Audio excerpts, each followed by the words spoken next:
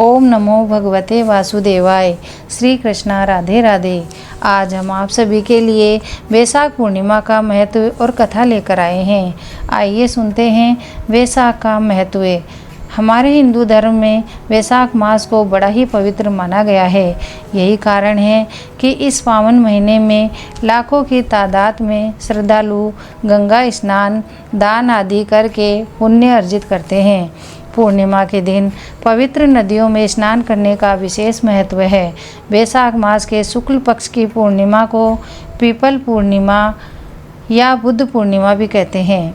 इस दिन भगवान बुद्ध की जयंती और निर्वाण दिवस बड़े धूमधाम से मनाए जाते हैं। इस पूर्णिमा को सत्य विनायक पूर्णिमा भी कहा जाता है। श्री कृष्ण भगवान के बचपन के सहपाठी ब्राह्मण सुदामा जब द्वारका में श्री कृष्ण से मिलने के लिए गए तो श्री कृष्ण भगवान ने सुदामा को सत्य विनायक व्रत का विधान बताया और इसी व्रत के प्रभाव से सुदामा की दरिद्रता चली गई और वह अत्यंत ऐश्वर्यशाली हो गए। प्रत्येक माह की पूर्णिमा संसार के पालनहारी श्री हरि विष्णु भगवान को समर्पित होती है और श्रीमद् भागवत पुराण के अनुसार महात्मा बुद्ध भगवान विष्णु के 9वें अवतार थे। स्कंद पुराण के अनुसार वैशाख पूर्णिमा का महत्व इसलिए भी बढ़ जाता है क्योंकि वैशाख मास को ब्रह्मा जी ने सभी मासों में उत्तम सिद्ध किया है। यह मास भगवान विष्णु को अति प्रिय है। वैशाख के शुक्ल पक्ष की त्रयोदशी से लेकर पूर्णिमा तक की तिथियां पुष्करणी तिथियां कही गई है। इनमें स्नान, दान पुण्य करने से पूरे माह स्नान का फल मिल जाता है। सतयुग में वैशाख मास की एकादशी को अमृत प्रकट हुआ था और भगवान विष्णु ने मोहिनी रूप को धारण किया था। द्वादशी को भगवान विष्णु ने अमृत की रक्षा की। त्रयोदशी को श्री हरि विष्णु भगवान ने देवताओं को अमृत पान कराया तथा चतुर्दशी को दैत्यों का संहार किया और वैशाख की पूर्णिमा के दिन ही समस्त देवताओं को उनका साम्राज्य भी प्राप्त हुआ था। अतः देवताओं ने प्रसन्न होकर तीनों तिथियों को वर दिया। वैशाख मास की ये 3 शुभ तिथियां मनुष्यों के समस्त पापों का नाश करने वाली तथा सब प्रकार के सुख प्रदान करने वाली है। वैशाख माह की पूर्णिमा के दिन मृत्यु के देवता धर्मराज का व्रत रखने का भी विधान है। इस दिन जल से भरा हुआ कलश, छाता, जूते, पंखा, सत्तू, पकवान आदि का दान करना चाहिए। शास्त्रों के अनुसार इस दिन किया गया दान गोदान के समान फल देने वाला होता है और ऐसा करने से धर्मराज जी खुश हो जाते हैं। साथ ही अकाल मृत्यु का भय भी नहीं रहता। नारद पुराण के अनुसार इस दिन व्रतधारी जितने द्रव्य ब्राह्मणों को दान करते हैं उनको उतने ही शुभ फल प्राप्त होते हैं। तो आइए अब सुनते हैं वैशाख मास के पूर्णिमा की व्रत कथा। द्वापर युग में एक बार यशोदा माँ ने श्री कृष्ण से कहा कि हे कृष्ण, तुम सारे संसार के उत्पन्न करता, पालनहारी व संहार करता हो। आज तुम मुझे कोई ऐसा व्रत बताओ जिसको करने से मृत्युलोक में भी स्त्रियों को विधवा होने का भय ना रहे तथा वह व्रत सभी मनुष्यों की मनोकामनाएं पूर्ण करने वाला हो। तब श्री कृष्ण ने कहा, हे माता, आपने बहुत ही सुंदर प्रश्न किया है। मैं आज आपको वह व्रत बताता हूँ। सौभाग्य की प्राप्ति के लिए स्त्रियों को 32 पूर्णमासी का व्रत करना चाहिए। इस व्रत को करने से स्त्रियों को सौभाग्य की प्राप्ति होती है। यह व्रत अखंड सौभाग्य देने वाला एवं भगवान शिव के प्रति मनुष्य मात्र की भक्ति को बढ़ाने वाला है। यशोदा जी ने कहा, हे कृष्ण, सर्वप्रथम मृत्युलोक में यह व्रत किसने किया था? इसके विषय में मुझे विस्तार से बताओ। तब श्री कृष्ण कहने लगे, इस भूमंडल पर अनेक प्रकार के रत्नों से परिपूर्ण कातिका नाम की एक नगरी थी। वहाँ चंद्रहास नामक राजा राज्य करता था। उसी नगर में धनेश्वर नाम का एक ब्राह्मण था और उसकी स्त्री रूपमती सुशील व गुणवती थी। दोनों ही उस नगरी में बड़े प्रेम से रहते थे। घर में धन धान्य आदि की कोई कमी नहीं थी, परंतु उनको कोई संतान नहीं थी। यह दुख उनके लिए बहुत बड़ा था। एक समय की बात है, एक बड़ा योगी उस नगरी में आया। वह योगी उस ब्राह्मण के घर को छोड़कर अन्य सभी से भिक्षा लेकर भोजन किया करता था। वह रूपवती से कभी भिक्षा नहीं लेता था। जब धनेश्वर ने यह सब देखा तो उस योगी से बोला, हे महात्मन, आप सबके घरों से भिक्षा लेते हैं, परंतु मेरे घर से भिक्षा कभी नहीं लेते, इसका क्या कारण है? योगी ने कहा कि निसंतान के घर की भीख पतितों के अन्न के तुल्य होती है, और जो पतितों का अन्न खाता है वह भी पतित हो जाता है। क्योंकि तुम निसंतान हो, इसलिए पतित हो जाने के भय से मैं तुम्हारे घर की भिक्षा नहीं लेता। धनेश्वर यह बात सुनकर बहुत दुखी हुआ।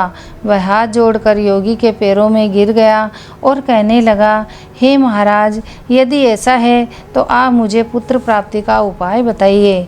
आप सर्वज्ञानी हैं, आप मुझ पर कृपा कीजिए।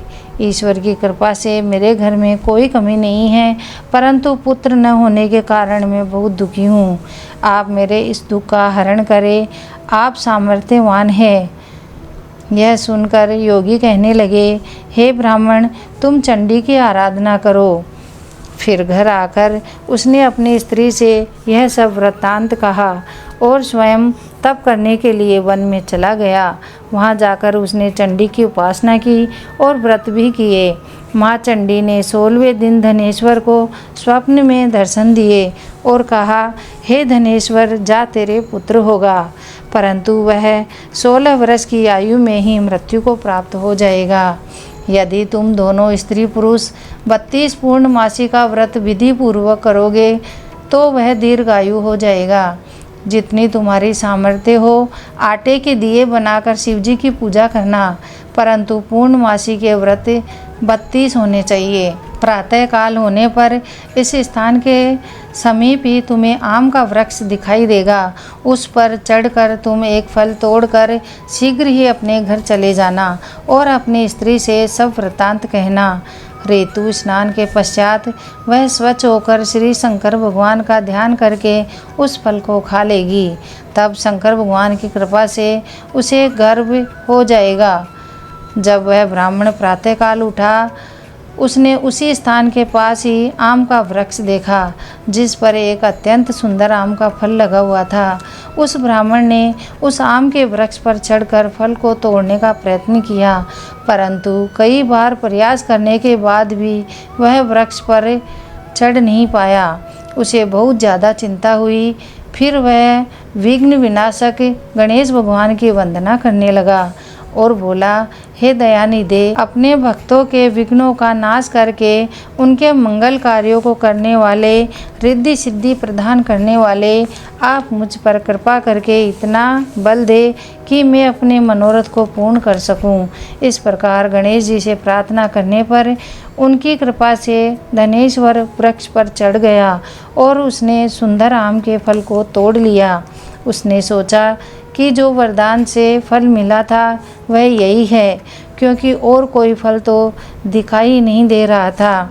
फिर उस धनेश्वर ब्राह्मण ने जल्दी से घर जाकर अपनी पत्नी रूपमती को वह फल दिया और उसकी स्त्री ने अपने पति के कहे अनुसार उस फल को खा लिया और वह गर्भवती हो गई।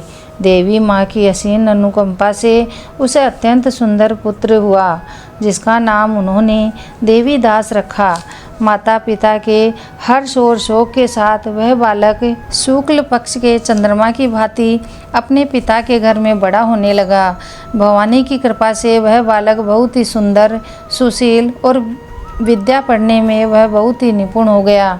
दुर्गा जी की आज्ञा अनुसार उसकी माँ ने 32 पूर्णमासी का व्रत रखना आरंभ किया, जिससे कि उसके बेटे की दीर्घायु हो जाए। 16वां वर्ष लगते ही देवीदास के माता पिता को बड़ी चिंता हो गई।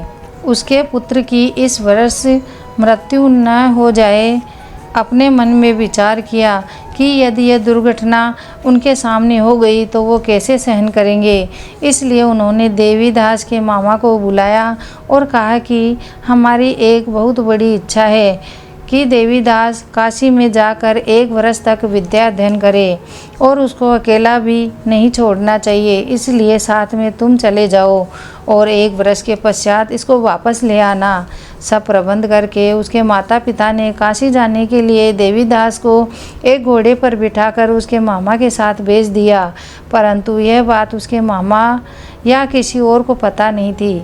धनेश्वर और उसकी पत्नी ने अपने पुत्र की मंगल कामना तथा दीर्घायु के लिए भगवती दुर्गा की आराधना और पूर्णमासियों का व्रत करना आरंभ कर दिया।